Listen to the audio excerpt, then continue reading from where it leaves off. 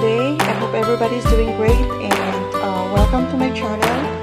Karong hapon, I'm gonna make nilagang baboy. And these are the ingredients I have. So ito ang gagamitin ko. I already chopped my green beans, my carrots, and isang pirasong mais. Cut into 5 small pieces. And ito ang ating baboy. Baboy talaga. And as you can see, ang daming taba. So it's gonna bring a lot of flavor to this nilaga. And ginger and onion. And I have bok choy and turnips.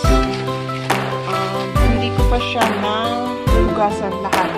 So yan, ang gagamitin ko, and I'm gonna use oil as well as water for this.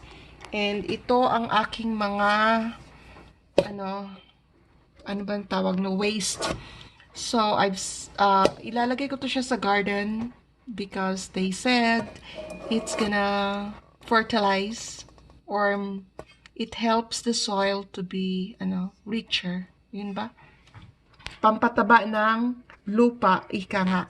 So, samahan niyo ako guys as we cook this nilagang baboy.